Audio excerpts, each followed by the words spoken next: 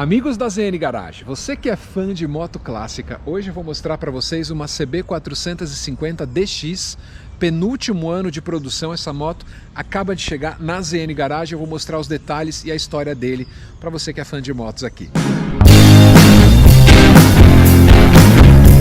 CB450 DX era a moto de luxo nessa categoria, uma moto muito interessante, com muita história da Honda, né? Exatamente, a CB começou ali nos anos 80, apesar de ser um ano de crise, de inflação no Brasil.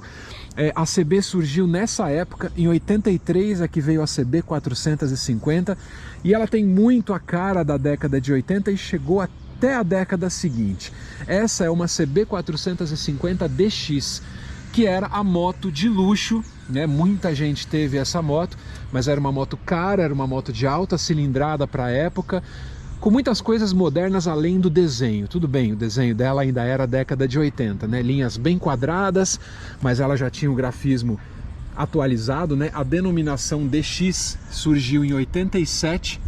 A Honda tinha a CB ali, a versão TR, né? A TR era uma versão mais simples na década de 80, teve a versão Nelson Piquet, eram versões assim bem difíceis da gente encontrar, e o sonho de consumo sem dúvida era a CB450 DX, que é essa moto aqui. Ela é ano 93 e ela tinha muita coisa que o pessoal apreciava muito, além do belo desempenho de uma moto 450 cilindradas. E essa moto, ela é muito original, né? As setas aqui eu tô vendo escrito Rossi, por exemplo, a buzina dupla, emblema da Honda, tudo nela original, nada item de reposição, farol biodo aqui, H4, e quando a gente olha o conjunto mecânico com o que tinha na época, ela trazia muitas inovações. A primeira, que era a coisa mais apreciada na época, era o freio. Freio a disco, eram 3 discos, né? 1, 2 aqui na frente, e aqui na traseira também tinha freio a disco. Não existia moto ali, né, das cilindradas parecidas ou das básicas, nenhuma delas, nada de freio a disco. Muita moto ainda tinha tambor. O motor dela era considerado também de bom desempenho para a época, era 450, mas na verdade era um 447, né? Um motor de 2 cilindros, você está vendo, 2 saídas de escapamento inox, e esse motor era 43 cavalos e na faixa de 4 kg de torque, é bastante até hoje. A gente pode dizer que é um motor bastante torcudo, né? E um motor eficiente.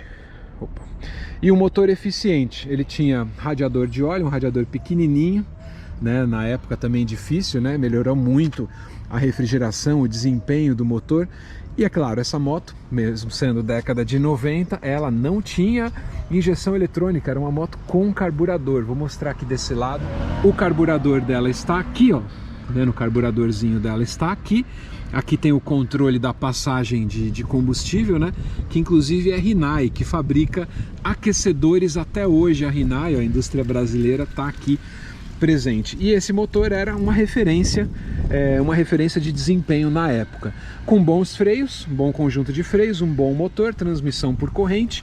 E ela tinha a suspensão também muito confortável, né? 2 amortecedores, ela é biamortecida, né? Tem um daqui e um do outro lado, e na frente garfo telescópico comum, né? E aqui a gente vê emblema, né? Que ela é produzida no Brasil, Zona Franca de Manaus. O painel também era um painel bem completo, mas já era um pouco ultrapassado para a época. A gente está falando de 93, né? Um painel com grafismo vermelho, quadrado, uma caixa quadrada bem à frente do piloto, mas de boa visualização, velocímetro, né? O odômetro parcial e total, o marcador de combustível. Quando ela chegou, as motos, né, nacionais, a maioria não tinha marcador de combustível, ela passou a ter, a CB virou padrão depois, né, o conta-giros e a chave de seta. E aqui no guidão tem vários detalhes interessantes, né? Essa águiazinha, eu não sei se é acessório, se é um item original, vocês me ajudem aí, eu não sou tão entendedor assim de motos, né, mas ele é cromado, o guidão dela, né, meio baixo aqui na parte central, com algumas curiosidades. Controle de luz, tá vendo aqui, ó, high e low. Aqui você tem esse choke, é o...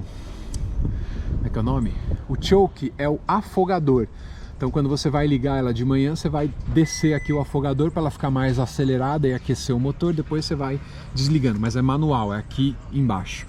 Aqui você vai subindo, né? A seta, aqui a buzina, que é bem alta, diferente das motos de hoje. Aqui o mecanismo da chave, eu vou ligar ela para vocês. Aqui o travamento do motor, né? Para você desligar o motor. Luzes, farol, né? E a partida, que é a partida do tipo elétrica, né? Não era partida por pedal. As motos mais simples ainda tinham partida por pedal. Vou ligar aqui para vocês, ó, ela está no neutro. Vou dar a partida aqui. Tudo bem que ela já está quente, né? Mas esse ronquinho marcou época. É um ronco encorpado, é um ronco típico de CB450. Muita gente que teve vai lembrar desse ronquinho. É um ronquinho maravilhoso, ó. Que beleza, né? Vou até acionar aqui de novo, ó. E ela tem uma boa faixa de torque, é uma ótima moto estradeira, né? Os bancos são bem largos para duas pessoas, para o garupa, que era uma inovação da CB450, né? Com o banco maior. A rabeta dela aqui com a lanterna Rossi também original. Aqui o suporte na traseira. Pneus são novos, dá para você reparar. O escapamento que é duplo, que eu falei. Realmente uma moto que marcou muita época no Brasil. E para a gente entender um pouco do que era, né, a linha da CB450, a Honda ela fabricava os produtos de baixa cilindrada, como sempre, né, mas ficava aquela coisa da aspiração. E em 93 a gente já tinha muita moto importada no Brasil, mas elas eram muito caras.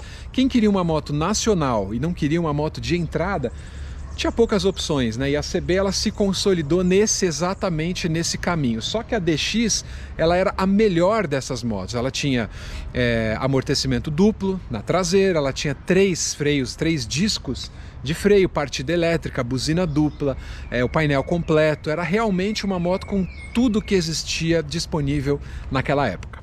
E aí, você teve boas lembranças a bordo de uma CB400 ou 450? Deixa a opinião aí nos comentários, deixa que a gente se vê nos próximos vídeos aqui no canal. Valeu pessoal, obrigado, espero que vocês tenham gostado. Essa moto está disponível no showroom para quem sabe andar de moto na ZN Garage. Vocês podem seguir a ZN aqui em @ZN Garage Oficial, também conhecer a loja que fica na zona norte de São Paulo. Sou Marcos Camargo, apresento o canal da ZN, obrigado por acompanhar o canal, se inscreva, curta, comente e compartilhe os nossos conteúdos. Valeu, até o próximo vídeo.